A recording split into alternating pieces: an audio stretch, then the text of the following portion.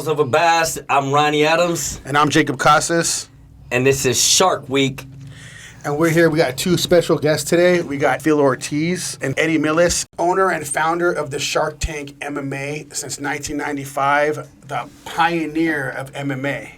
Well, one of them. One of the pioneers. That's trained over 100 fighters.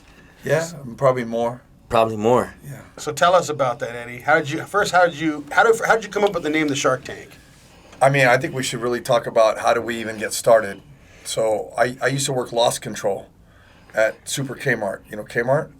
In Anaheim Hills. So there's a Kmart there, and as loss control, we could arrest shoplifters. So I remember one day I was working by myself. We had two exits. We called the hard lines and then the grocery exit.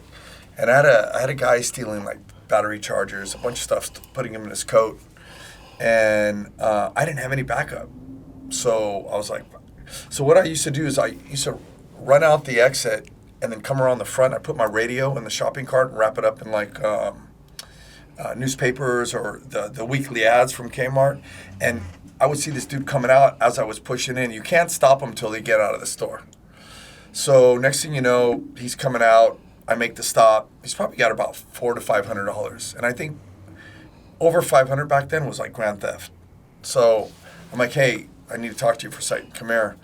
And it was on and cracking. And I took him down. And he was trying to hit me, and he pulled out like a small blade out of his pocket, like a really small one. I ended up choking him unconscious. But one of the baggers, the guy that does, they bag groceries and help out, ran over to help. And he's like, oh, my God, what was that kind of thing, Never seen it before. Never seen it, which was really cool. And there were two brothers that worked there, Ronnie Hernandez and Tommy Hernandez. And Pitbull. Yeah, and they were like, what was that? And I told them, and it's crazy. They're like, well, do you train anybody? I'm not really. And they're like, we want to train. So I'm like, okay. So I started looking around in Rancho for a place to train. And I'm just going to be honest here. We didn't have a place, but I knew Chaffee College had a little gymnasium and some mats in there. So I told everybody, meet me at Chaffee College, and we got a coat hanger on a Sunday. And we helped ourselves into the gym. Yeah. Real story. The truth. And we went in there. And what's so crazy about it is I started training Ronnie and Tommy. And from 2 people, in 3 weeks, it grew to like 40. Damn. Then we'd all meet on Sundays at Chaffee College till we got thrown out. And then eventually I split a place with a gymnastics studio, a rented spot from them. And, we're talking 95, 96. This is when UFC was just starting and jiu-jitsu was getting really prominent. I had a background more in like karate and kickboxing and stuff, and I was doing jiu-jitsu. Okay. Which I got to tell you about that story because I got my ass kicked the first day by my instructor because he wanted to spar me and see what I had. And I just remember him picking me up and dumping me on the ground and choking me out.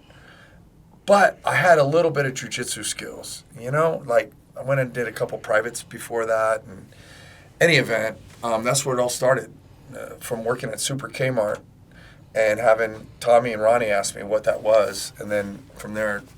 So you recruited them? Well, they just wanted to learn. Yeah. And so here I am doing loss control, and I'm thinking, okay, I started charging people like $40 for one time, Sundays. Right. 4 times a month, and when it grew to 30 people, I was $1,200 extra. Yeah. And then I started getting more people. And I'll let Phil tell you how we met.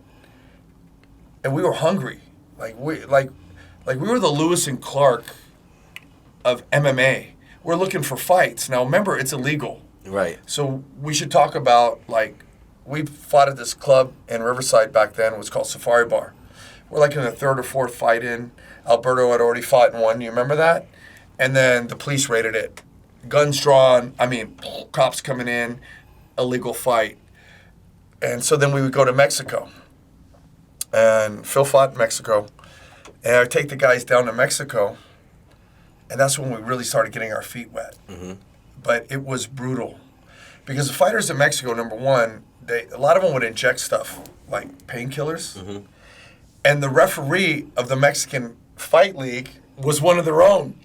So we would take a guy down, be a side mount, kicking his ass, and the guy would spit out his mouthpiece and bite one of my guys. Damn. So I jump in the ring and I protest. Remember that one? And all the audience is starting to get really upset. So I'm thinking, They like y'all in our hood. yeah. So I'm like, how the fuck are we gonna get out of here? Yeah. Like we're in. Go ahead. I think I want to throw this in real quick to that story while you're talking about it, because when you look at MMA today or you go on UFC, when you look at an event in UFC or any type of MMA event, you see all these people there that aren't even fighters. 5 guys walking the guy in to guard him from normal people, which I think is funny. Doctors, referees, right? When we fought in Mexico, we didn't have any of that. You ever see the movie Kickboxer where they just dump him out in the alley? Yeah. Right? That's how it was. I remember I broke my foot. I broke my foot that fight. Nobody came up and said, hey, how you doing? Matter of fact, we got bottles thrown at us. Remember that? Yeah, so it was wild. It wasn't like, oh, I feel safe. Like, you're going to an environment where, are we allowed to curse on this podcast? Yeah, shit's about ready to pop off as it is. There's this crazy-ass energy. You're They in hate another Americans. country. It felt like it. Yeah, and now you're going to go in there and put your life on the line? Like, you know what I mean? So you had to be a little flippy. You know what I mean? Oh, that's what I was gonna say. What kind of mentality do you have to have? Because that's not an everyday person that goes to work 9 to 5 mentality. Right. Well, let me add to it. We were Americans going. We weren't fighting other Americans, brother. We were fighting Mexicans from a team, and an organization where their referee was their referee. Their judges are their judges. To be honest with you, I don't know what we were fucking thinking. It was like the Wild Wild West. Yeah. Like, I mean, I'll embellish it a little bit, but it was kind of like being, Wyatt Earp, Doc Holliday, the little group, right? Because, first of all, not only do you got to go in there and fight, and you don't know what's going to happen, but then at the end of the day, you got to collect your money. And they don't give you the money right away. They would say, okay, Eddy, since you're the head guy, come and meet us at this spot. Just you come, because we need to talk to you. Yeah. So I'm going alone. These guys are waiting back, at the venue for their money. I'm going to get the money, and I'm thinking, fuck, I'm in Mexico. I'm in Tijuana, You could come up missing. Yeah. I mean, when you ask what were we thinking, I don't think we were. Well, we didn't give a fuck because we wanted to fight. Yeah. And we wanted to prove, and we would beat those dudes. We would beat the shit out of those dudes, man. And we broke dudes' legs. I mean, we broke Tony. Was it Tony Covington? Who broke the one dude's leg like in a knee bar? Just popped it, and then they put the Was dude. that Victor? One of them did, and put the dude on the stretcher, or was it the other Matt? Remember Matt, the painter and everything? There's so many. We had so many broken dudes, but bones, I would take 10 dudes down there, and we'd fight, 10 fights, and I mean, it's crazy to think about it now. Like, would I do that now? Would I go down and teach? I don't even want to go to TJ. You know what I mean? And you don't I have love to, TJ. and we don't have to now, but this is the beginning of where it first started. Y'all giving us the beginning of before it even... Like the Explorers, man. Yeah. You didn't know what the hell, like, the Explorers, like Lewis and Clark or whoever came to the U.S. and had to deal with that bullshit. We had to deal with that, and it's crazy because even today I'll meet people that are like heavy into the sport and they really don't know. They don't know because they're like spoon-fed, and the mats there, they weren't even really, the ring wasn't even really a ring, right? Remember how it used to kind of bubble up, and there's no athletic commission to say, hey, this mat has to be a certain way. The mat in the ring, so it can't bubble up and go ahead. Anything you could get to build to fit 2 guys in to try to take each other's heads off for 50 minutes constituted as a cage. Yeah, ropes. Right. We fought more rings at first because the UFC had a lock on a lot of the cages with me.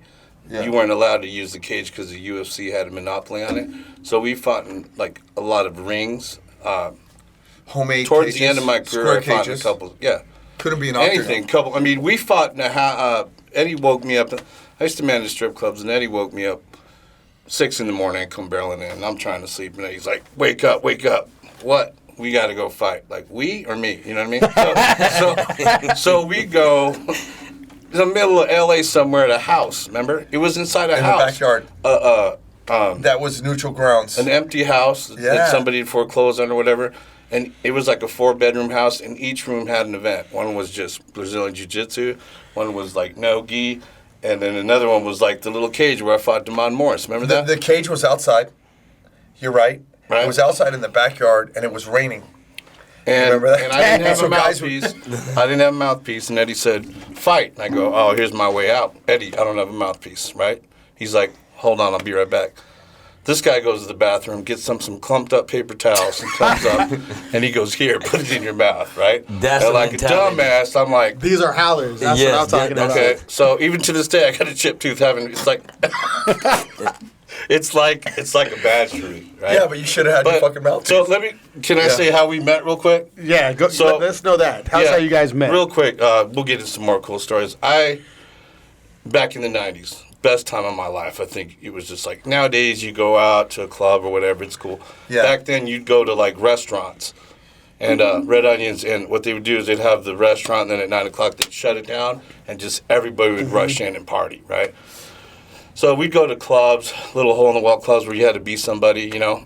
And I thought I was somebody. This guy was always at the clubs before me. Like, how did this fucking guy get in, right? Yeah. And this dude, like, everybody knew him. Like, he would just stand there like, what's this guy about, right? But he was cool because I'd walk in and he'd always be like, hey, what's up, man? You know, he'd say hi to everybody. Real nice guy. And he just started calling me, hey, Stallone, like, out of the blue, right? So I started getting to know him, and then, you know, that's how we met, you know. And then all of a sudden, one day we get a little more closer, and he's like, hey, man. Didn't we have a bar fight, though, when you really stepped up, and I was like, wow, this guy, like, I think there was a problem at the bar, and Phil, asking me to remember all my fights was like asking me to remember all the meals I've had. So y'all had a few bar fights in your I time. can't tell you that. Well, that's the story I'm going to get to. I can't tell you this dude right here. You ever This seen the dude- cartoons where like all this, you know, the cartoon they're fighting and there's just a bunch of dust and people are trying to call out and Yeah, suck yeah, them yeah. back in? Yeah. Yeah, those were like fights. Yeah, I seen Yeah. Phil. In quite This a is bit. before cameras, YouTube. Like you could get in quick Oh, and yeah, get out. Get out. Yeah. You know what I mean? But that's So where that's I met where him. Jacob learned it from. He learned it from you guys. Park in backwards. I don't do any fighting now. Like, I'm cool, man. I don't want any drama. Yeah. But yeah, that's how we met. That's right. And so he invited me to the first studio he had, which is in it was in the Rancho? where the girls Gymnastics had gymnastic studio. place, and it Yeah, was we called rented a Combined spot. Martial Arts. You know, I woke up hungover one day. Let me go see this. You know, I actually went so he'd stop bugging me because every time he'd see me, come and train, fool, come and train. You know. Little did I know that he was trying to recruit me, right? So I showed up, man. I didn't want to do it, right? I liked the martial arts where, you know, back in the day, we'd wake up Saturday mornings and you see the Kung Fu Theater, right? That shit looked cool, right? But to do the training for that, hell no. You know what I mean? So this dude probably is, like, I haven't been with a lot of trainers, but I'd like to throw a challenge out there for anybody that knows how to train people like this guy. This guy knows how to get your mind going. He knows how to coach people correctly on their personality. Because you can't train. I've trained people too. You can't train everybody the way you want to train. You got to train them the way they're going to respond to the training, you know. So that's what he's really good at. And he got me in there, and we started training. And like I said, I didn't get into fighting, but fighting started getting into me, right? This is cool, right? It was like, Mentality started to be built. you know, back then it was like they say it was magical, man. It was like superpowers. Nobody had them. And you'd go out there and you would do something and people would be like, oh my God, that's like some Star Wars shit. Yeah, you know because what I mean? they didn't know jujitsu Yeah, or they didn't know nothing. footlocks. We were footlocking I would go study footlocks various places, you know, in my history of martial arts, and we were footlocking guys. And at that time, a lot of people that were starting to do the Brazilian jiu-jitsu, they weren't hip to the cross-knee scissors or the heel hooks or inverted heel hooks, all that stuff. We're popping dudes' legs in Mexico. I mean, we were ripping, and it was crazy. And yeah, remember Nathan Grego? Yeah, I had a 17-year-old from Rancho. just characters. that All would characters, beat different the characters. shit out of grown men. 13-year-old kid, yeah. I mean, what'd you say? 17. Was it 17? He was 17. He was amazing. I mean, a professional at 17. He broke a football player's arm at one of the high schools in Rancho. He went. Long story short, he went to go watch the football practice, but he went to go talk to this cheerleader. They were talking. A football dude came up to him after and said, "That's my girlfriend." And he's like, "No problem." He said, "No, you want a problem?" So all the football guys came over and he tried to show off. This is in 1997. Okay. they don't know what he knows. Right. He's been studying jiu-jitsu, grappling with me. His dad's paying for privates. His dad's a real estate dude. He's paying me money. This guy starts a fight with him, lineman, big dude. Nathan takes him down and breaks his fucking arm. Season's over. It's a wrap. Nathan would walk around school after that, and they would part ways. Oh, no, seriously. They would part like the Red Sea because they were like, wow, like this is the ultimate fighter. Remember the UFC was like, came out in 95. He wasn't he never fought in the UFC, but he was fighting in Mexico at 17 years old, beating up 35-year-old men, 30-year-old men, big dudes. And there wasn't this weight limit like there was now.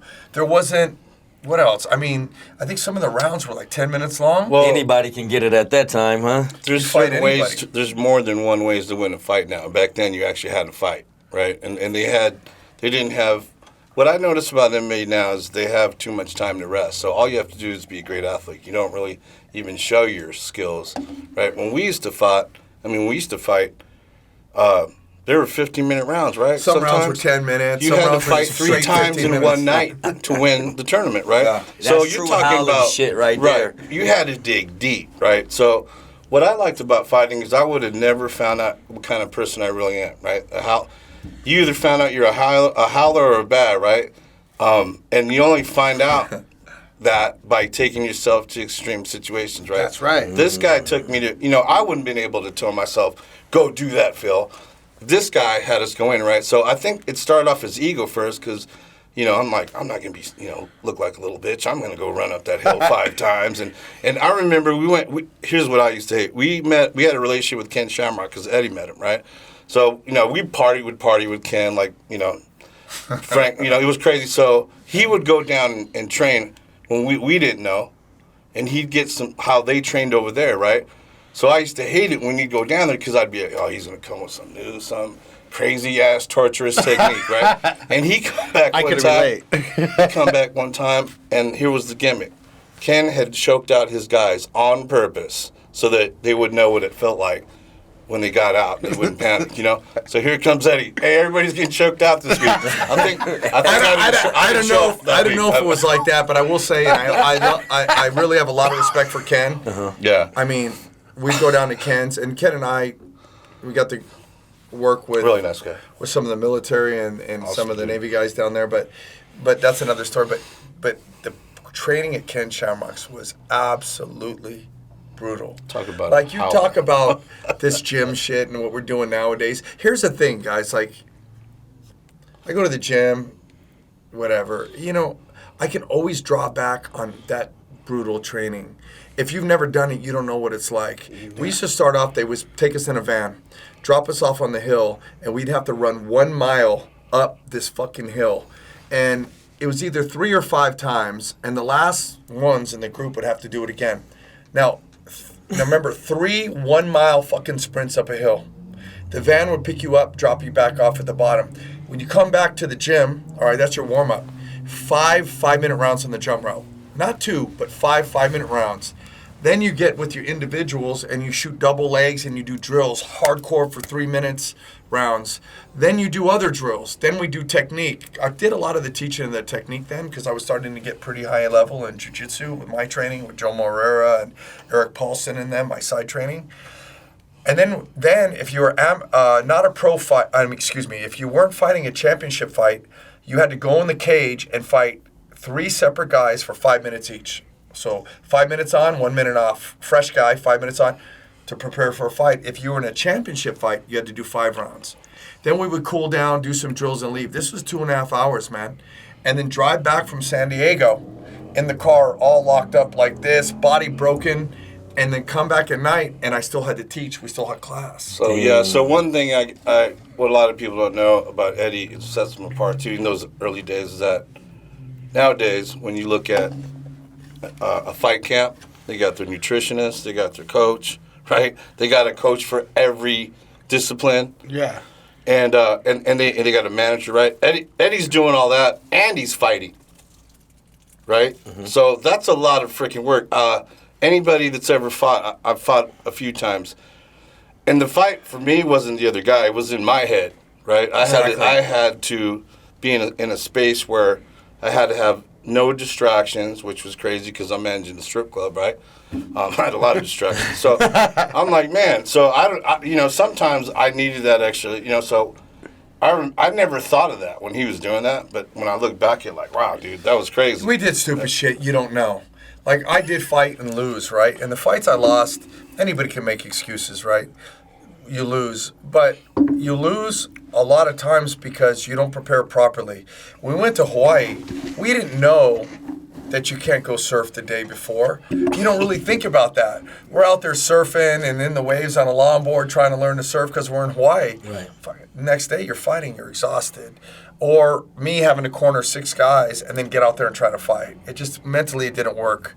It was really rough trying to fight and everything. And then, honestly, I'm going to tell you a story about Phil right now. You got to think about all these different, for lack of better terms, monsters I was training.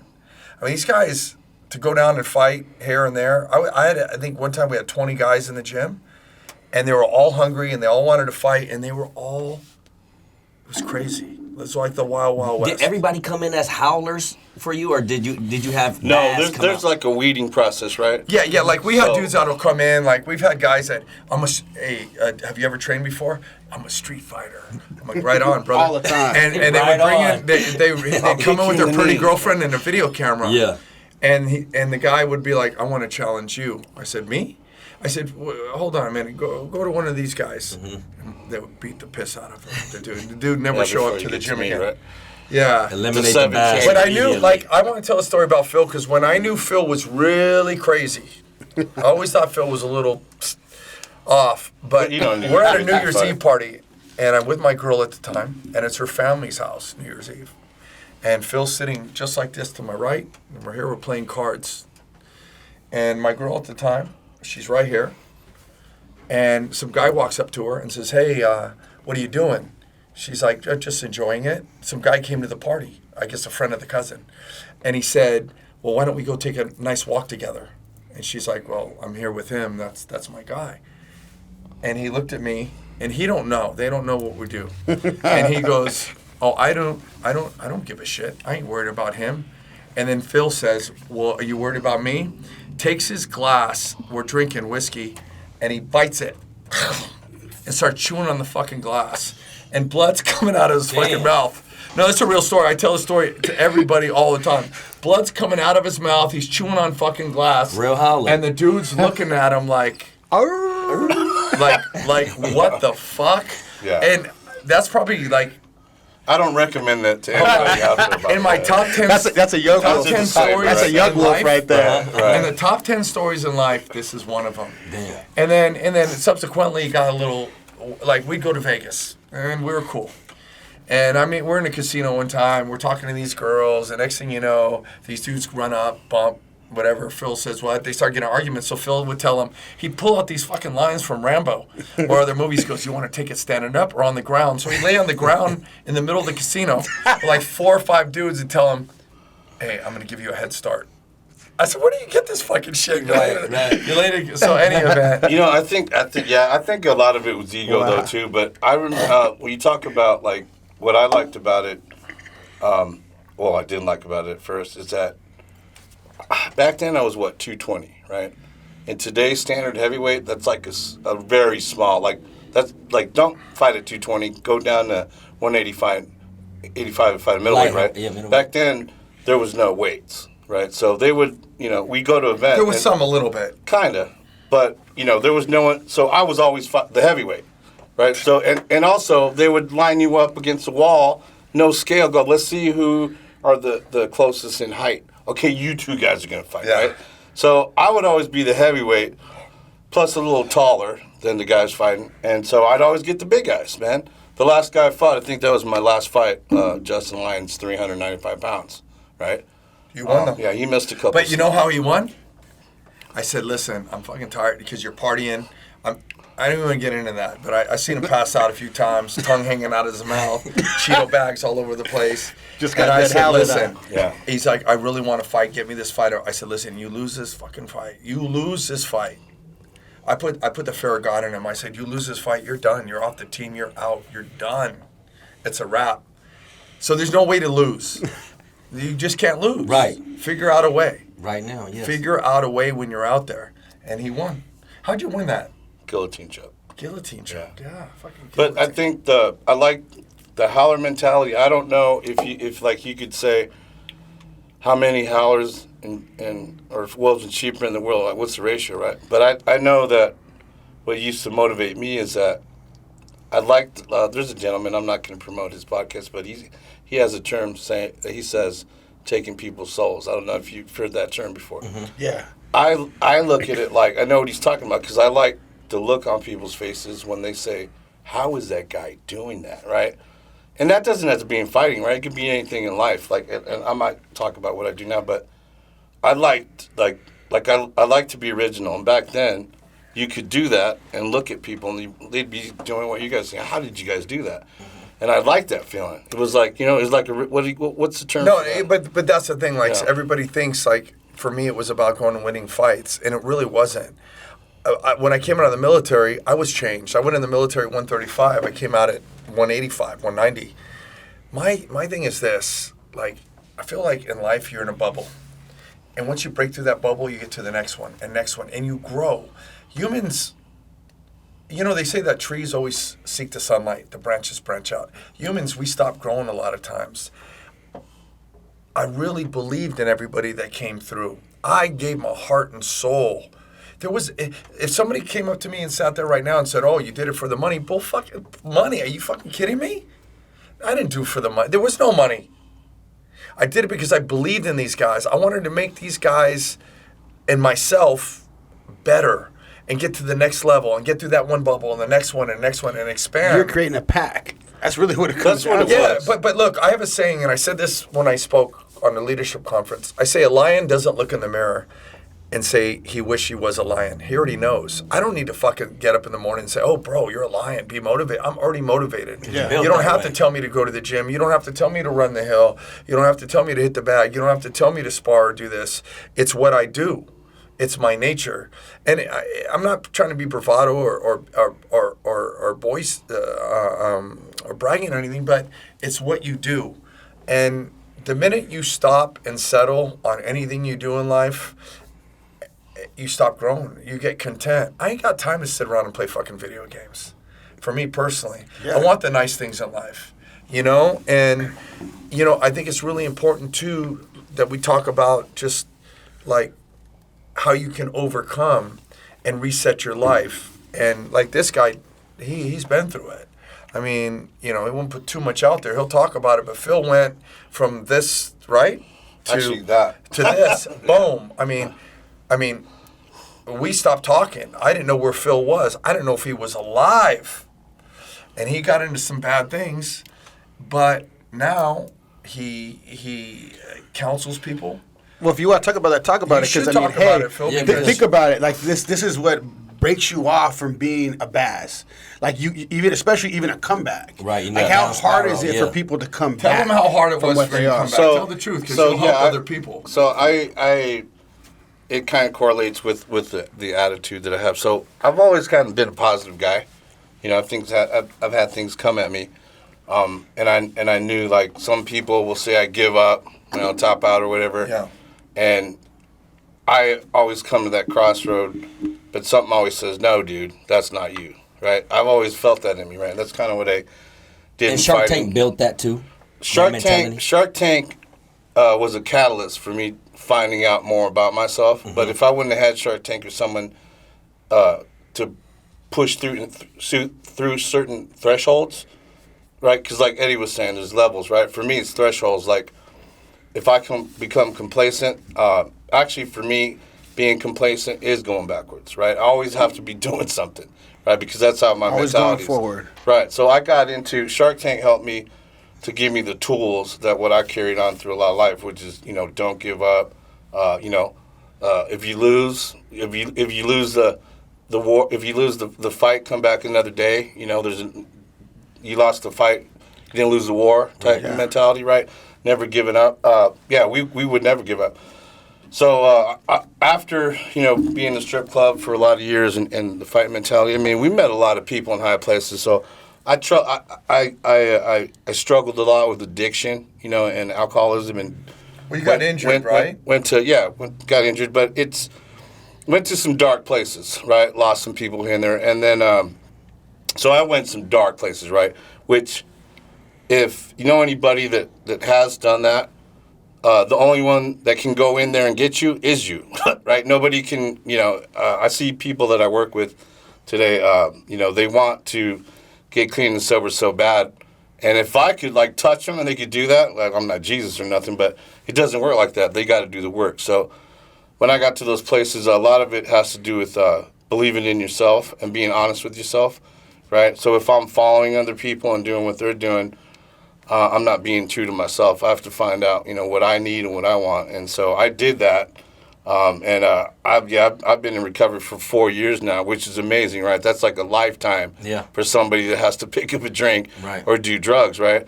And through that process, right, I've changed as a person. I've grown personally. Like all those stories, I think they're funny, but that's not me anymore. Like that dude that smashes his head through walls and stuff.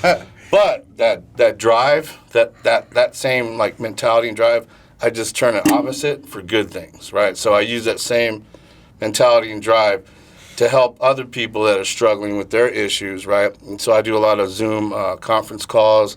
I work with at-risk youth, right? Because at-risk youth, they don't know nothing about drugs and alcohol. There's some kids in there that have just had a bad, shake, some bad cards, right? So what I do is try to help people not change their cards, but try to work the cards they're dealt. Good. You know what I mean? And a lot of that stuff for me, I learned it wasn't coming from the outside, that it comes from the inside. So there's a lot of stuff that you have to look in the mirror, literally, and reflect. Right. And so I have a home right now that I have, kind of like Ken Shamrock's dad had for kids, but I have it for men that are trying to reintegrate back in the community, and trying to, get over their issues, a sober living home. And I just started that.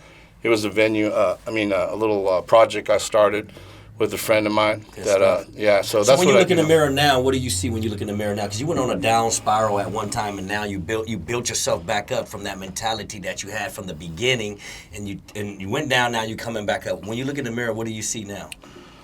When I look in the mirror now, I just try to keep it simple.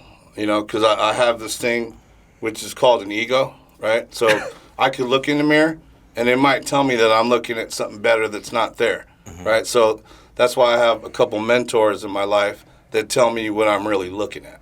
Because I can look in the mirror and go, oh, I'm cool, right? And then I have a mentor go, nah, man, you need to work on this a little bit more.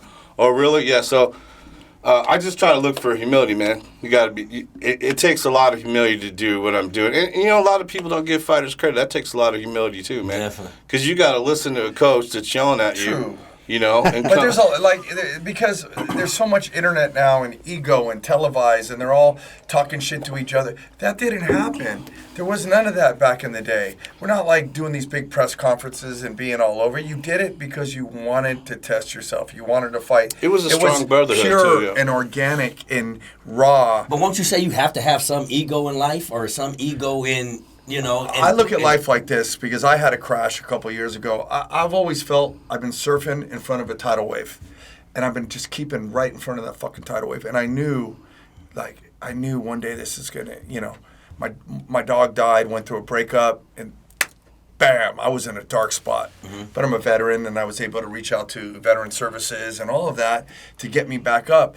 I will say this, as being the kind of person I am, and having coached so many guys and being the rock for so many friends, when I went in that dark spot, there was no one to really talk to. You can't call somebody that calls you and asks you for advice all the time. And you can't, then I started thinking, well, who are my, and this not that anybody's below me, but who do I respect enough that I can look up to?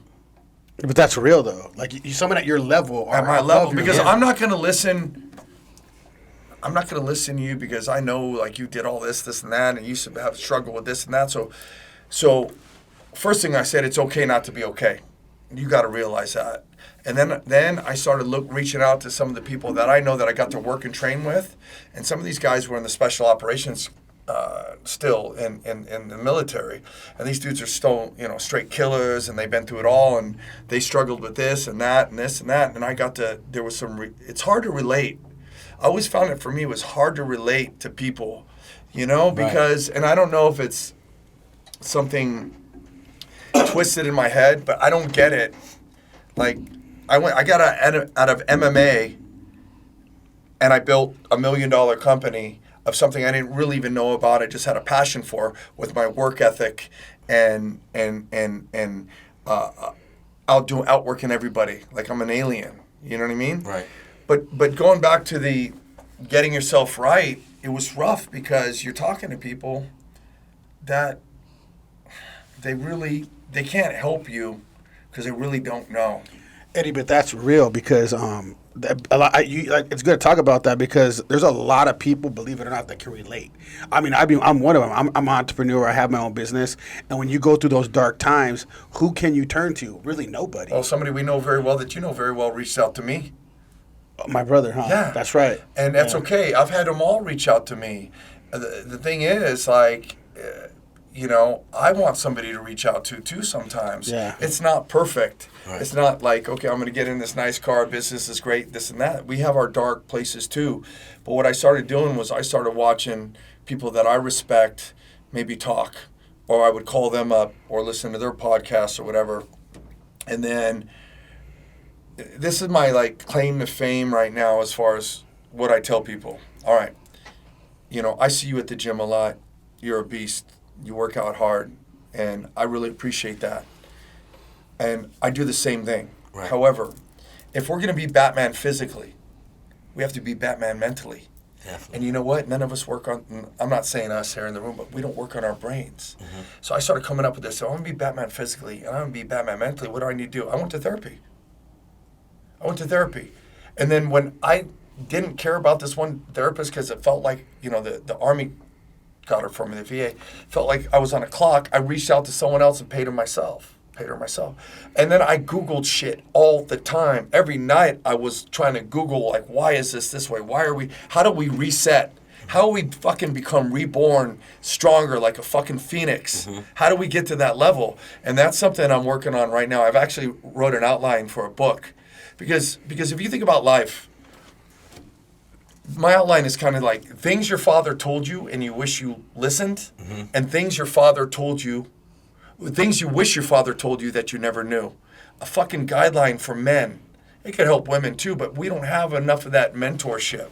So when you look at the Shark Tank, or you think about the Shark Tank, was it just about fighting? No way. No, building. I mean, we're all fucking bad news bears. We were all had our issues. I mean, it definitely helped build my character. Well, everybody's character. I don't even think I would be an entrepreneur if I wasn't for the Shark Tank. Thank you. I look at I follow a lot of people that were on the Shark Tank before, and I mean I follow on Instagram. They're all doing something with their lives. They are. And why do you think that? Because it's pushed you so hard. Like I've never been pushed that hard, and if I never went through that, I don't even think I would have the mentality that I have now. Right. Now, so when you run into somebody that hasn't been pushed like that, but they want to try to gloat or tell you a story, how can you even relate to those people? You can't. I don't know how to say this eloquently or the right way because we're on a podcast, but how can I relate if you ain't been there? Right. We've fucking been there, man. Right. We've been there. And there's a lot of different sports, And when you in that, there's no limit. There's no sport like fighting a dude There is mano-to-mano, no sport. one-on-one. Right. No I think headgear, that's what you drew know what I me mean? into fighting. Cause What's that? I think that's what drew me into fighting because I've played football and baseball, right? When I fought and lost, right? Of course, I took the credit for that. But when I Right. won, I get all the credit, right? And there's Obviously, no sport like my that. coach, yeah. There's no sport like MMA. there isn't. I took a Samoan who was working on a farm, and he won the K1. Remember that? Yeah. Mighty Mo won Mighty the Mo. K1 Grand Prix in the USA. I think he was 16-1. I put 1,000 on him. I knew he'd win. We were working on. He won. I won 16 grand. We partied for like a week straight. I mean, to the victors goes the spoils. But what people really don't know, and we probably don't have enough time, is as a coach for me, it wasn't about just telling them what to do. I had to wake these fucking dudes up. I had to tell them when to go to bed. I had to tell them when to eat. I had to call them, where are you? Where are you, right? I remember when we fought in Do you Hawaii. remember? Yeah. Yeah. We fought in Hawaii, and we were like 8 of us. There were fighters in the room, and we had a little session, and we used the couch cushions for the kickbacks. Oh we're fucking true. And we're like, go 1, 2, 3. I mean, Kicking cushions, the hotel cushions in the yeah. and then we would fucking all fight in the room and It was just, I just loved it. It was like by the seat of your pants stuff. We would just Yeah. Small improvise, beginnings turns into and that's the big mentality, things. right? Yeah, like, I'm playing roulette in Vegas one time, and one of the UFC fighters who was semi-famous at the point comes up. He's got his girlfriend. He's got the suit on, and he was a complete arrogant idiot. He had no idea who I was. It didn't matter. You know what I mean? Because I probably make more money than he does anyway. I know I do. But what he didn't know when he was gloating and talking all this shit is like he's standing next to a guy. But those are bads, dude. Like, that how are you we gonna do did that? this shit when we did it for the love of it. We didn't do it for the money. We didn't do it to be on the internet. We didn't do it to be on a TV show. We didn't do it for anything. We did it because we wanted to test ourselves. We did it as a unit, as a team. And I'm sure back then you didn't get paid that much doing it. $50. $50? $50. And listen, he'll tell you, we used to beat the shit out of each other. For $50? I had dudes. No, I had free one in dude. I training. can't mention his That name. training. That right I took there him down to Shamrocks. He was a Oh yeah. yeah. So we took him down to Shamrocks. He was Well- always Mr. Fighter, Mr. Fighter. He came from another gym. That night he went to his bathtub, and he started freaking out.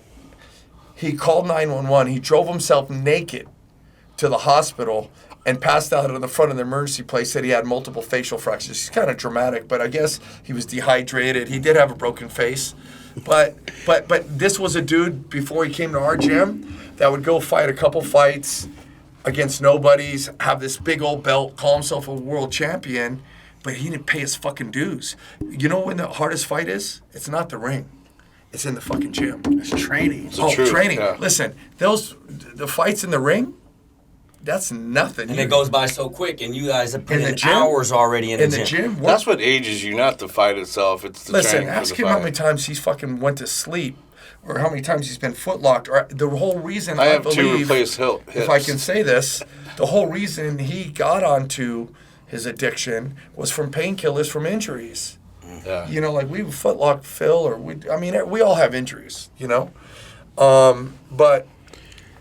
but that's the gym culture was brutal.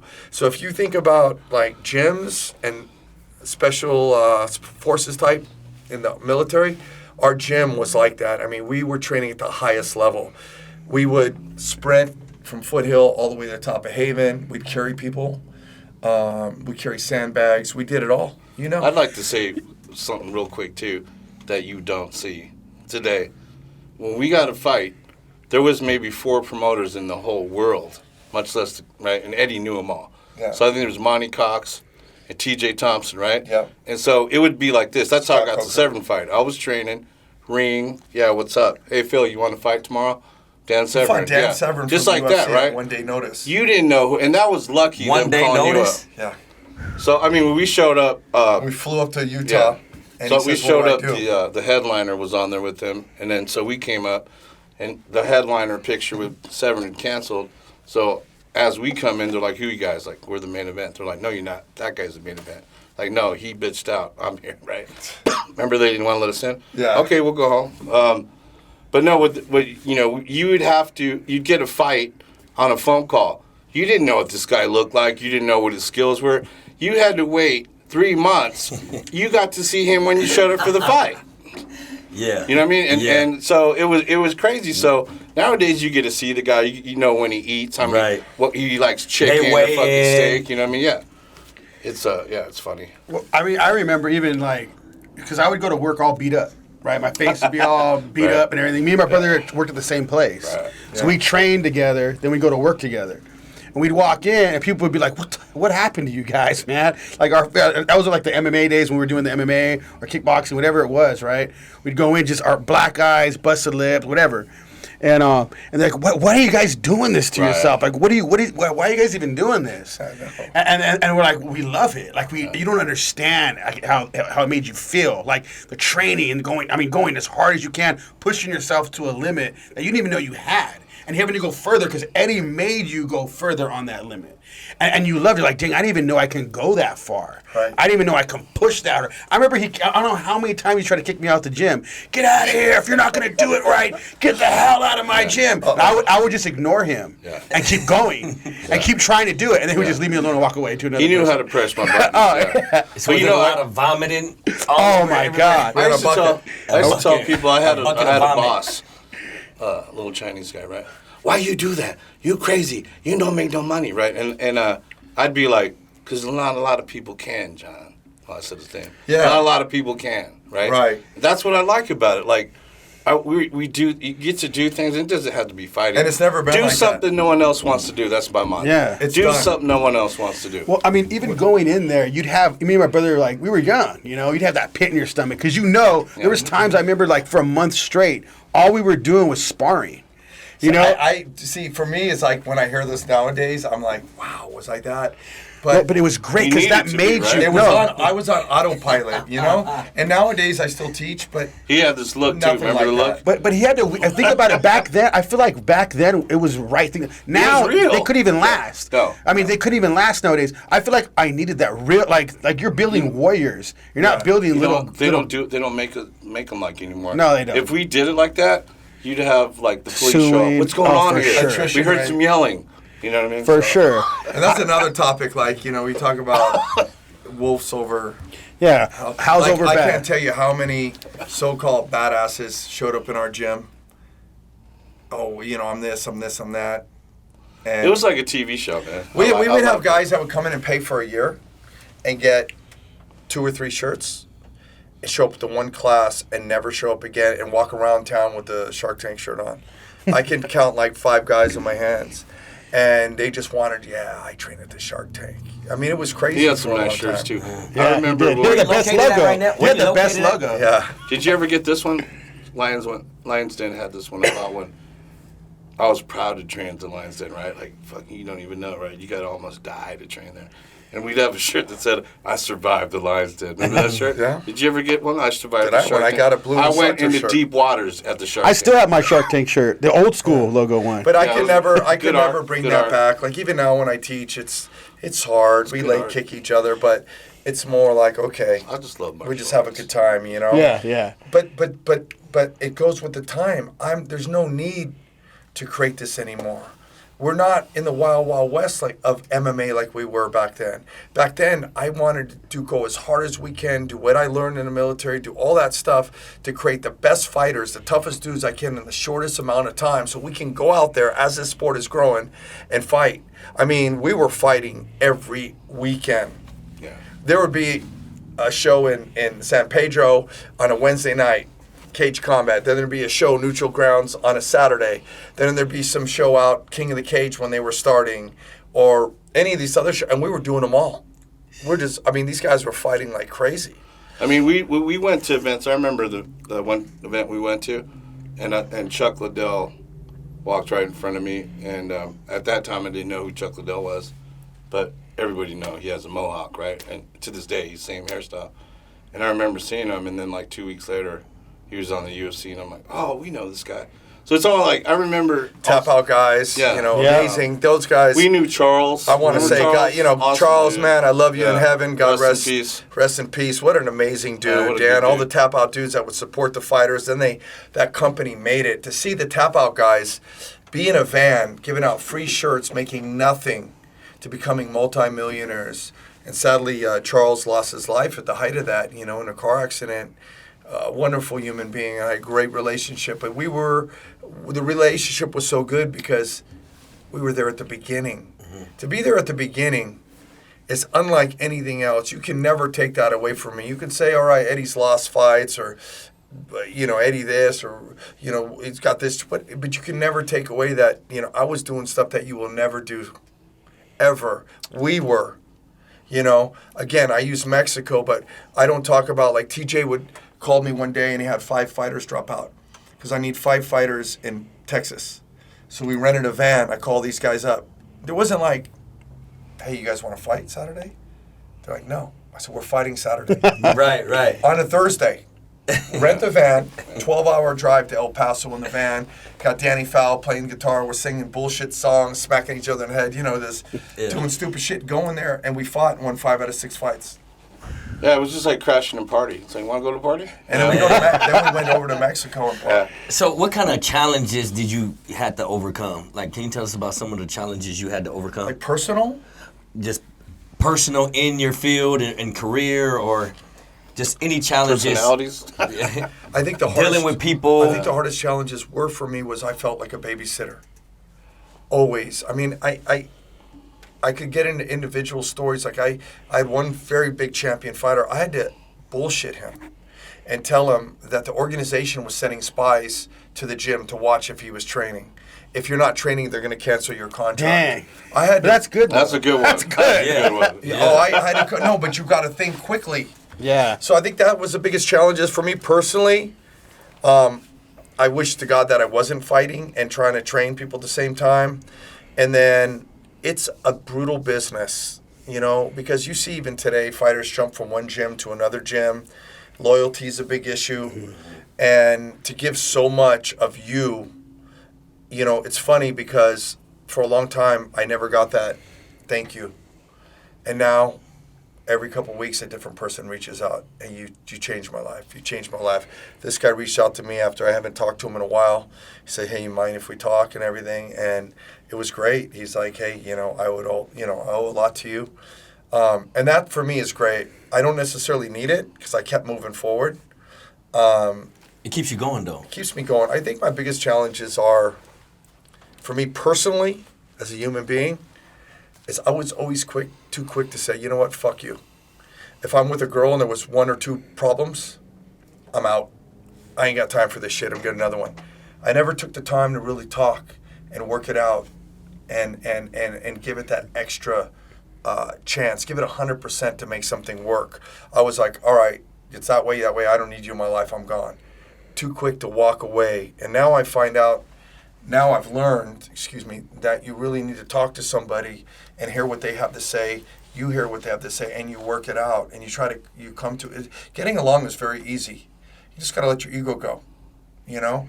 And it's hard for one person to say they're wrong when someone is, they're right, or, you have to. So I worked on that a lot, and now I'm able to just step back, be calm, and it always isn't Eddie's way. It's hard though when you're a leader. You led. You not only did you lead men, you led a gym. You led like tough men. So you got to think about like the way your mentality is. So that person is gonna have to keep up with you regardless. Whoever you rough. get. And it's hard to. You're leading like elite people. You're not leading just, like a business and have certain people working and this and that. You're leading tough people. So whoever's going to be that partner of yours, I feel like they would have to be a tough person to be able to hang with you. And yeah, of course, we always got to bring down our ego a little bit on that. We got to kind of get on that Have a plane. balance, yeah. There has to be a balance, but you got to think about that too, Eddie. You're like, sometimes when you're on top, you're a little lonely at the top. Of course it is. And there's the funny thing is, too, for a lot of fighters, we get a bad rap. Like, there's no violence at home. You don't put your hands on a woman. You're not cussing. If I got to cuss at you, if you're my girl and I got to cuss at you or call you names, it's a rap. Right. Yeah. If it got that far, it's a I wrap. don't want you. I don't need you. But I will say that it's hard still today to relate to people because, remember what you say in the car? You cracked me up. He's like, in his Rambo voice, I've lived 6 lifetimes. I mean, and he's right. Like, I've done so much with nothing. It's hard for me to relate to someone unless they have that ethic, that work ethic, unless they continue to push forward. And I hear sob stories every day, and the sob stories that I hear are like, I want to throw up in my mouth. I don't want to be mean, but it's like, I don't like this girl, but I haven't talked to her for 2 weeks, and I don't know. Like, brother, get the fuck up, get to the gym, do something with your life. You sit around and you're doing nothing, and you're calling me to motivate you, and I can only give you so much. you know, and it's very draining. After our heyday and Shark Tank, I had to stop. I needed a break. I needed to get my energy back. I needed to find a way to like get 100% back. And now I'm able to balance it. I pick and choose what calls I want to answer. I hang out with the right, good, positive people. And I surround myself like King Arthur did. You know, the reason why the Knights of the Round Table, the table was round, because King Arthur wanted to let everybody know they were equal. So if you're at my table and you're sitting across from me, we're all equal. Iron sharpens iron. So that's how I live now. Definitely. That's really good, actually, to just think about it that way. You have to. Mm-hmm. You have to. Otherwise, you know, like... I mean, you're as weak as your weakest link. So if you're hanging around that, you know, it kind of works out that way. You know, I mean, this is a perfect example. I mean, you have your wolves and your sheep, right? If a wolf hangs out with a sheep too much, he's going to start bad, right? Yeah. But on the other token, if a sheep hang out with a wolf, he might start howling. So for me, I have a strong support system around me that have the same, you know, focus and goals that I have, right? That's good. I don't want to go back in that dark place, man, Right. So I hang out with the dudes that don't want to go in that dark place, right? So, and that was a great question. What helps me, because I'm a very judgmental motherfucker, right? I start, oh, you do, right? But I don't point at me, right? So I learned not to take things that personal anymore. Back up a little bit, relax, right? Assess the situation. But I know that I don't like to get in that victim mentality, right? I know a wolf ain't sitting there crying because somebody stole his sheep, right? He's like, fuck it, I'm going to go find another one, right? Yeah. So that's a lot of that mentality was I had in the fighter. I bring that out as a fighter. You know, yeah, do I have to pay bills? Do I live a normal life like that? Yeah. But when shit hits the fan, right, I just, you know. I don't know if you could teach that, guys. Yeah. I struggle with it. Like, you could take a skunk and paint it black, but it's not a kitty cat. Right. It's still a skunk. So I see these... I have friends that go to the Tony Robbins seminars. Yeah. Oh, they post it all over the internet. I'm at Tony Robbins, you know, for a week, and empowerment and leadership, and I'm going to come back and crush the world. And they come back, and they're motivated for 2 weeks, and it ends. Like, the scorpion and the frog, you are who you are. I think it's purpose. We can motivate people, and I hope, like, in this podcast, it reaches somebody to know that you can go up and come down and get back going up again. But I don't want to, like, make people feel bad, but I think you either got it or you don't in a lot of ways. And that's true, though, because, I mean, a lot of times, I mean, we might reach some bads here and there, but in reality, I mean, the most people we could probably reach would be the ones that went down for a little bit, and they can come back up. That's what we need to. I think that's a big thing. Because we all, have you been down? Yes, definitely. You've been down, we've all been down, but what makes us different? We get right back up on the horse again. We get right back up. I think it's been said a lot, too, being a fighter or it's not having fear, it's having courage, right? And you don't have to be a fighter, just don't give up on yourself. That's what I learned. So many times I wanted to give up, right? But I had all these people, my family, other friends going, dude, what are you doing, right? Like they weren't like, yeah, get fucked up, Phil. We want to see you more fucked up, right? Mm-hmm. They were like in my corner, but it wasn't until I got in my own damn corner. I was blown away when he went like down. I couldn't make fast right? When you were lost in space. Yeah, I couldn't reason. I didn't understand it. I'm like, this is a fucking Phil. This is Phil that took a fight on one day. This is a strong dude. This dude that eats glass. This is a dude that'll fight 5 dudes at once with no hesitation. Like he you remember the time you stopped me from going and fighting out on that one Vegas? It was like a 40 story club, and I told the guy, well, let's go outside on the deck and fight. Remember when you broke that up? Idiotic, but yeah. But he would do all. So my thing is when I see, I think what's really important, and I hope in the future we can get to the point is when you have that moment of weakness, how do you make the right decision? Because life's all about decisions. Mm-hmm. Somebody pulls in front of you, and you get a little bit of road rage. All it takes you is to cut them off the wrong way. They flip the car, they die, or it's wrong. Or we're in a bar, somebody runs their mouth, I hit them, they drop, they die. I'm learning more and more, like these bar incidents, if there is ever one. First of all, I don't put myself in any situation I can't walk out of. Yeah. Like I think De Niro had said something like that in Ronin. So I don't go to certain bars anymore. I just don't want to be around that. Now, a howler has to have discipline too. So you taught a lot of discipline. That's why I hear these guys because they've been around you. So tell us how much discipline did you have to teach, from the beginning as soon as you walked through the door? I like to think also I always told don't fight on the outside, guys. Don't go around looking for trouble.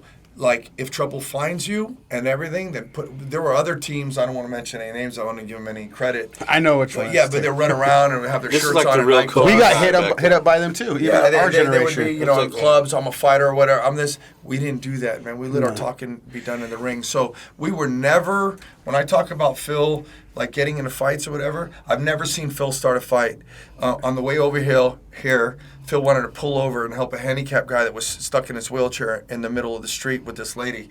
But he didn't want to be late. We were on the way over. That's we his have nature. bad weather right now too. Yeah, that's his nature. Phil's all the guys on the team, I can genuinely say, were really good dudes. The scumbags, we weeded them out. What actually even made you a better person, though, because I walked in that gym with a chip on my shoulder, too. Me and my brother both did. And we got humbled the first day. I mean, we didn't know how to stand right. We didn't know how to do all that, getting kicked in the leg. I'm shout out to Albert, who when he went to the gym, he humbled me and my brother the first day. Yeah, you get leg kicked. No one knows what a leg kick feels no, like. you definitely, like they say, right, you got to leave the ego at the door. Oh, yeah. Right?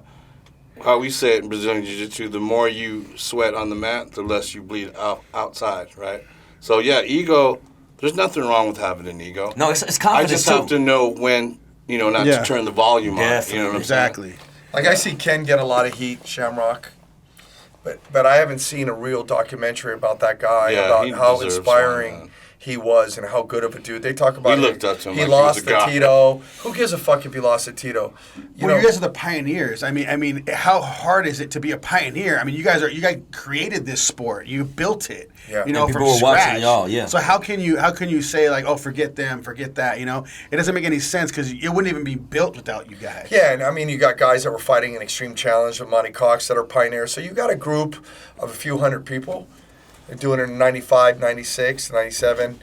Thank God for Hoist Gracie and Ken for fighting in the UFC and Chemo and those guys and bringing it to light, and for the Brazilians of bringing their knowledge over to the U.S. and making us all better, because it wasn't until my instructor put me down and choked me out that I realized, wow, Brazilian Jiu-Jitsu is the real thing, and I was a fan ever since.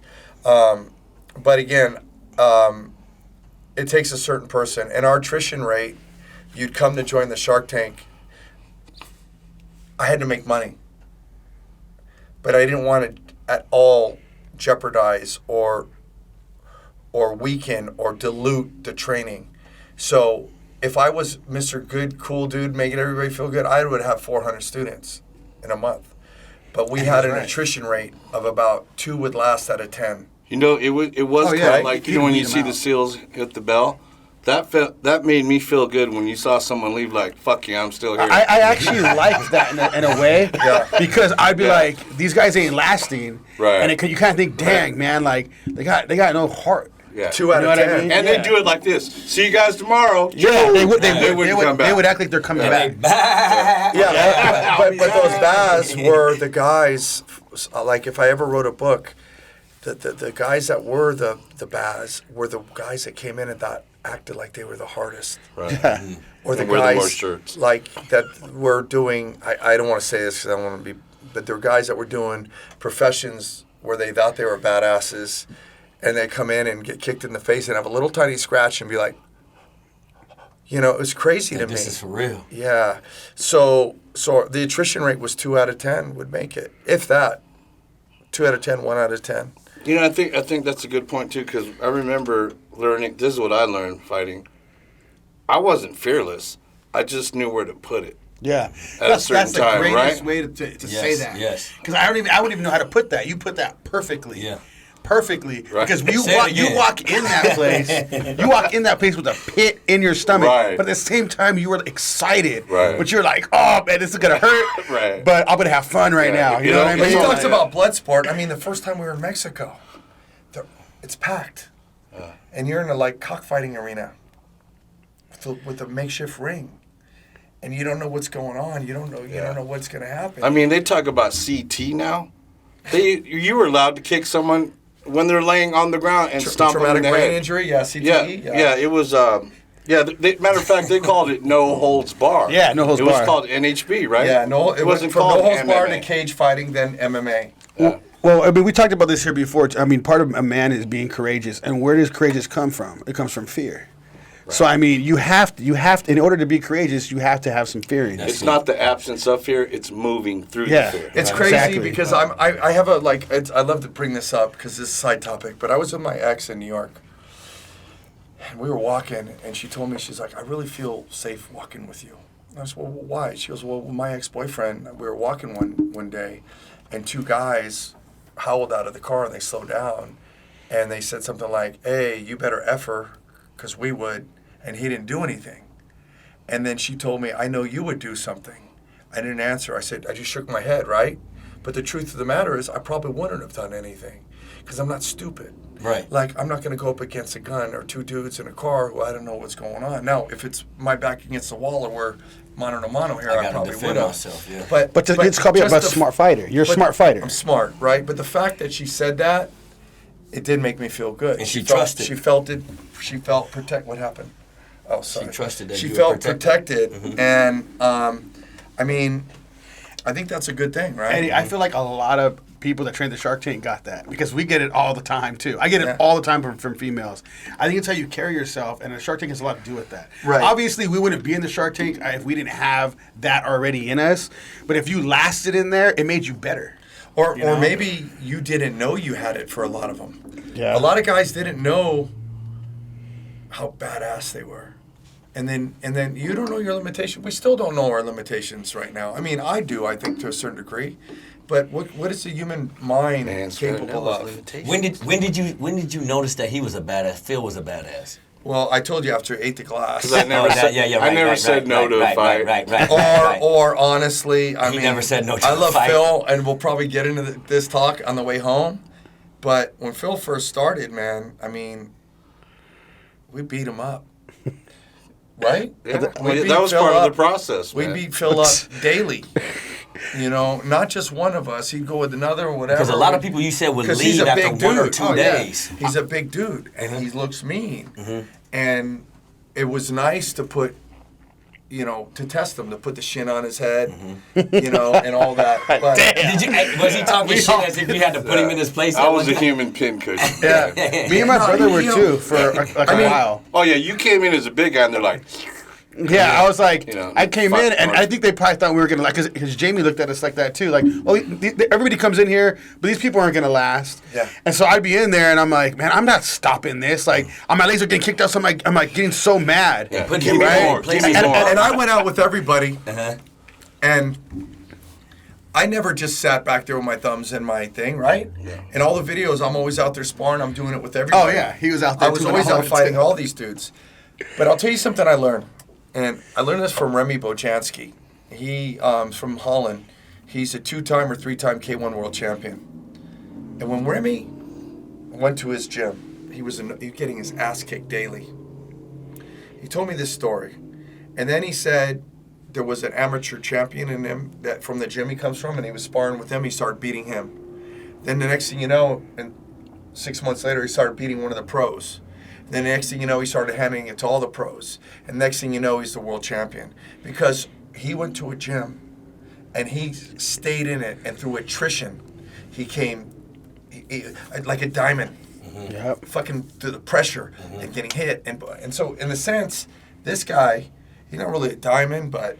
Just kidding. kidding. maybe a fake Sarconian. Cuba You know what though? something. A lot of the fights, I wasn't the greatest skill, right? I knew how to do a little something. But how I won a lot of fights is the guys would get tired beating me up. You had heart. They'd get tired beating me up, man. So you got him. Yeah, then they were like, I'm like, okay, now I'll go. You know what I mean? That's So, one thing I yeah. want to say about Eddie's gym. I think it's like to me, it's a massive. Me and my brother both think it's a massive difference between other MMA gyms is the Dutch style kickboxing. Yeah.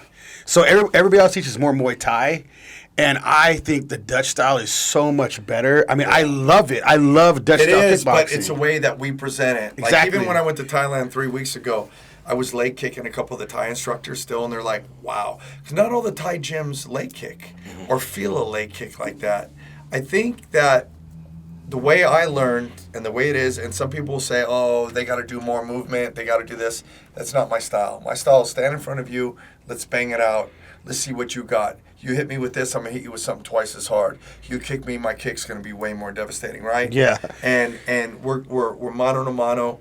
We're going to show that we're tougher, we're stronger, we've been through it.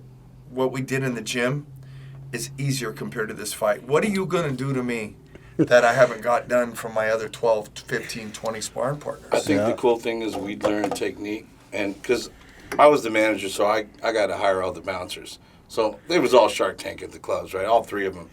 And we would use the techniques we learned that night. You know, if something happens, I'd be Kimuring somebody right there, you know, and they're like, what's that? Like, just tried it today, man, you know. So, yeah, it was crazy, At the strip man. bars? Yeah. Yeah, all of us, man. It was crazy. It was fun, man. It was fun. Like I said, I'm not like that anymore. When I look back, like, wow, you're a crazy motherfucker, man, you know. But, yeah, it was a good time. I disagree with that. Let me tell you why. And I'm not, you know yourself more. You're not like that because you don't have to be. But I promise you right now, as I would guarantee if we walked out of this place and there was 3 dudes out there by the car or whatever running their it'd be on. And You'd be howling. Well, you know, that's what happens, right? That's what happens. you just And put I it away. don't need a full boom. and it stays right? inside But you. that's what happens. I'm older now. That light switch, it's not always on. I know when to turn it on, right? Exactly. That's what makes it real how, I think. Yeah. Knowing when to switch it on. I don't have to show people my switch. No. But, you know, and that's what I've learned too, not to react, respond. Reacting is like... But I knew you had a switch when you first walked in the door. Oh, I didn't know how to turn it off. Yeah. I mean, yeah. You can see it in Especially, people. I mean, if you a howler, you're going to recognize a howler. So Right. the mentality is, you know, I feel that pressure. Right. You know what I mean? The So, like energy, you said, yeah. if But something- stay Stop. humble. Right, definitely, 100%. And I know we're almost done. Stay humble, but I will say this. Like, because, you know, we see each other at the gym. I ain't walking around with fight shirts on. And how many dudes today do you see in the gym walking around like they're all hard? Right, and all the fight? time. And I laugh, All the man. time. Because they don't know. all the time. So we'll go with you first, Eddie. Yeah. What is the most memorable moment you've had when it came to anything that had to do with the Shark Tank? The most memorable, maybe like the toughest, the hardest, the whatever, like even the saddest. What most memorable out of everything, though? I think there were 2. I think one would be when Mighty Mo won the K1 Grand Prix. It was a culmination of a lot of work to get to the biggest league, the biggest show in the world as far as kickboxing. And for him to go out and win 3 fights in one night. And, you know, of course, he's the fighter, but I'm the trainer. I'm making sure he's doing the right thing. You know, in between fights, you can't lay down at that level. If you lay down, you cramp up because you just got done doing a fight. Knowing how to keep the fighter moving and all that, and him winning and me getting the accolades. I mean, I think there was a article on SureDog that said, like, I was, like, when it came to kickboxing in the U.S., I was, like, the man. So that was really nice. It was nice reading that. Also, somebody coming to me and telling me, like, hey, I did a show, a documentary on the history of MMA, and Bruce Buffer's on it, and they introduced me at the beginning and all that. We talk about tap out and all that. But after that, you know, I think Bruce told me, he's like, wow, man, it's like, look what you've had over like 400 fights, like, not me personally, but through the guys, through the training and going all over the world. And when he said over 400, I'm like, how do you know that? Like, I didn't even realize that. Damn. And that was a nice accomplishment to think about, just taking it from working at Kmart, lost control, to having 2 guys, 2 weeks later, 30 guys, and then 2 months later, guys, you want to go fight in Mexico? I mean, I don't know where it came from. It wasn't forced. It was like, just was something inside me. You know, there's no plan because there was no money in it. You can't say it fucking made any money. One quick thing. When a fighter fights, the trainer gets 10%, and if he's managing, he gets 20%. I'm gonna take 20% of $50 fucking dollars. What am I gonna get? Fucking That's big when money? you could get your money, right? That's if you got your money. I mean, but we're talking about Hawaii too. We'd go take fights because they pay our plane ticket and our hotel room, and we'd get some meal money. We just wanted to go to Hawaii, man. We wanted to go to fucking Hawaii. Been to Hawaii 6 times. wanted to go to Hawaii. We wanted to experience stuff. Later on, when we do another podcast, or I come back, we'll talk about Russia. When David won and beat the Russian champ, you want to talk about right out of a Rocky movie? They sent hookers to our room the night before at 1 o'clock in the morning, 5'10" Russian women that were Trying to distract. to distract us. Like a Rocky movie, we would get out and run in the morning 2 days before the fight. They'd follow us. It was just like Rocky 4. We'll talk about that another time. But the distractions are what they tried to do. So my two, right now, my memories was winning the K1 Grand Prix as a trainer, and then them recognized me as a trainer and saying, wow, you really did a lot. So that felt really good. That's amazing. Yeah, amazing. That's amazing. And Phil, what about you? What is your most memorable moment? And how about you say in life? Shark Tank included, whatever you want to put out there, like in anything you've been in. What's your most memorable moment for you? Shark Tank, I think, was cool because, I didn't know. It's not like I, was in elementary school, like, I'm going to be a cage fighter one day. I didn't know, right? I wanted to be like a commando or something like that, right? So that didn't happen. I just wanted to fuck people up. I don't know why. I'm a little kid. I want to fuck people. And I'm like a little shy kid, But doing all this training, and we did like pancreas, which was like kickboxing rules, but you couldn't punch in the face because it was illegal. And then we got swooped up to go to Hawaii. And who isn't a fan of the Rocky movies, right? Right. Now it's Creed, right? It's pretty awesome. But seeing that visual of any fighter, he comes out, he stands there, and everyone's like, wow. And then the smoke and the fireworks and shit. And then you come out with your walk. Like, that's badass, right? So when that happened to me in Hawaii, right, Blaisdell Arena, I'm like, wait a minute, they're paying me to go out and fight. We go to Hawaii, and everyone's like, right, they love fighters, right? They're warriors out there. They're like warriors. We're like on their version of MTV, right? Out there in Hawaii, right? On this little island.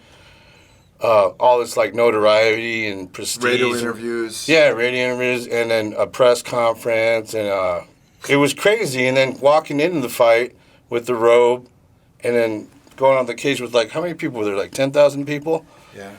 And then they announced your name over the microphone, like, boom, like, I made it and shit, right? That was cool, right? Yeah. I would have never thought. So that was cool.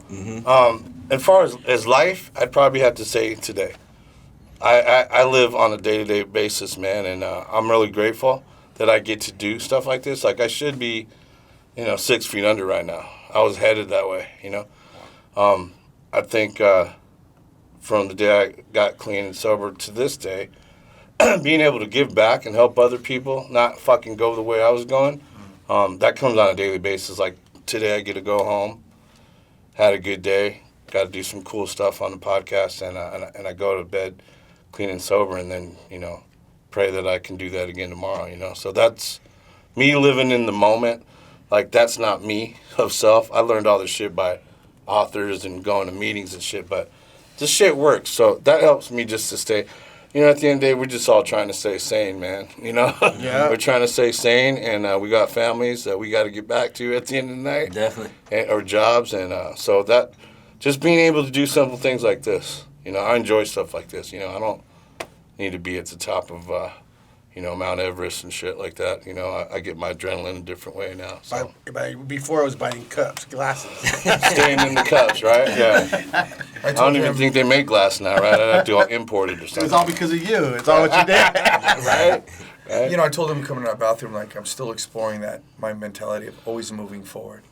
And I have no kids. I'm like, why don't I have any kids? And he told me. Do you want kids, Eddie? Well, I did. And he told me, well, maybe if you had kids, you'd be looking at, like, why aren't you where you're at now? So I'm still trying to be able to talk about it and figure out why I am the way I am. I just keep moving forward. I'm on autopilot. I do what I need to do to get it done, whether it's work, relationships, or whatever. I think you need to be, in a relationship, honest and genuine. I don't believe in all the cheating and all that other crazy stuff. But then again, how does if I am a lion, find a lioness? Nowadays, that's a whole nother topic. Oh, yeah. It's brutal out there. Everybody's an Instagram model, or you need likes to fill that void in you. See, again, when we were fighting, there was no Instagram, there was no Facebook. We didn't need your fucking likes. Right. I don't need you to like me. Right. Matter of fact, I don't even think we took our girls down to some of the fights at that time. Because we went down there like on a mission. And a lot of howlers don't need you to like them. No. Whether you got Instagram, Facebook, you don't need no likes. You gonna know do this because posting you love it. like posting all that shit up all the time and look at me and, you know, I'm an actress. They all act the same on the mattress. I shouldn't have said that. That's one of the things I like. If people don't give me Nah, we ain't cutting respect, that one. if people don't give me respect or whatever, I don't need it. I appreciate it if they do, Right. but I got it for myself. Right. You know what I mean? And I Right. think that's the mentality of a howler. Oh, for Right. sure. You know what I mean? Sheep find safety in numbers, right? As a howler, if other howlers don't want to hang me, cool. I'll go do my own thing, right? Still gonna eat. Right. Yeah, I'm still gonna eat, right? So Yeah, I get it. I think I think a lot of people aren't used to being around people like us, you know. So I don't know. But look, We get that same thing. I'm always cool to everybody. You know, even like nowadays, like I said, I was saying earlier, I don't fly any MMA shirts. I don't run around like a badass. And even at the gym I train at, you got dudes in there shadow boxing. We call them Ninja Turtles. Yeah. And they're doing their moves and they're looking around. You know, hey, are you done with that machine? Yeah, I'm done, bro. You know, and I'm just. That's hilarious. Oh, I You know? see it Oh too my all the God. time, Yeah, man. You it's know, hilarious. and I'm like, you know, they need that validation. Yeah. They need somebody to say, oh, or they're That's what doing it it is. to be like the big dog in the gym. Well, they think they are, but I know, like I lived it. You ain't no big dog, dude. let me see what you do with 4 dudes fresh, You're a 5 minutes Baz. each, and getting the shit beat out of you. So that's something I struggle with now, getting older, is the community or the environment that we've become, and the needs for the likes and the needs for everyone to try to outdo themselves. I think I posted my new car one time. You know, I don't post it all the time or make a big deal about it. I don't really post my businesses too much. I don't think your talk car about could it. do its own interview. What's that? My Your car? car, yeah. Yeah. But you know what I mean? Like I seen try your car today. Again, like I In said, front of the gym. Yes, it was. But you know, I like started remember to I take a said picture earlier, with the it. higher you soar, the smaller you appear to those that cannot fly. That when I read Nietzsche, that stuck in my head, man, so much. And then the other Nietzsche quote I love is, when you stare in the abyss, you become the abyss. So if you're hanging around with that type of people, you're going to become that. So now, as an older gentleman, I'm trying to navigate my way through this new era of social media and people. I have tons of people that ask me, why don't you post on TikTok your moves as a trainer and you holding pads and show people what you do? I say, for what? What do I need to show? Whose approval? I need 20 likes or some fucking dude in Alaska saying, wow, that dude's a badass, or some dude making a comment, oh man, he's wearing the wrong color shorts. I know. I don't need, like, I don't know you, and you're not, this is probably fucked up in my head. Like, again, I said earlier, you're not at my level. I can't relate to you. I don't need any validation from you. Mm-hmm. The validation that I like is from my peers and the people that I trust in my inner circle. And being open to what they have to say and listening. And again, I'll finish with this. If you're going to be Batman physically, you have to be Batman mentally. You got to continue to work on yourself always. Head and your body. Your physicality and your mentality. I actually was been doing that this year. That's kind of my new thing. I think it's because I'm getting older too. So it's Yeah. like, I mean, you have to work on both. This might be the most important, actually, right? Yeah. Mm-hmm. You know, because you have to have the mental fortitude to get in the gym and work out to get up and deal with customers yelling at you and telling you to fuck off. Or, you know, sometimes I have customers and they don't know I'm the owner. And, I want to speak to the owner, or I want this or that. And you got to deal with that, and you got to smile, and you got to brush it off, and you got to keep moving forward. Or on the way over here, Phil got 2 phone calls from people that he's a sponsor, they're correct? Or counseling. Guys I work with. Yeah, you guys know, that he works yeah. with helped out. I mean, so we're all busy in a certain way, and when you get home, how do you unwind and brush all that stuff off? I think that's what's really important. Mentality. And for me, I'm a Google fanatic. Like, my biggest thing in life right now, and I want to talk about that maybe in the next podcast. I'd love to talk about when I'm writing, and I know Phil's working on some writing stuff too, but I'm all about the reset. how to reset your life at any age, how to reset your life and have a manual where you could check it off. I'm doing this, this, and that, and become a new person better than who you were, or become the same person who you used to be that you lost. Get to that level that you used to be, because you can get to that level. You might not be at that level physically, but you can be at that level here. Definitely. You know, and really taking the chance to fucking love life, to really embrace life and wake up every day. And it's no secret if you look at the documentary Life in the Cage that we did back in the day, the first one, I say, hey, you guys are blessed. We're able to beat the shit out of each other on a mat. There's kids in the hospital with no legs or in wheelchairs or dying. Right. And you're fucking crying because I punched you in the fucking face. And you see this fucking kid right here, this poor kid, I don't mean to say fucking kid, but he's in a wheelchair. He'll never know what it's like to kick somebody in the head or whatever. That's something that's been really important to me. It's And you mean always that sound good. taking a good look at the good things you have. This is How's Over Baz. How's We Over thank you Baz. so much, Phil and Eddie, for coming out. We got to have you guys again. Yeah? Thanks for all your words of wisdom, you know, Thank you from guys. both you guys. Yeah, this was very cool.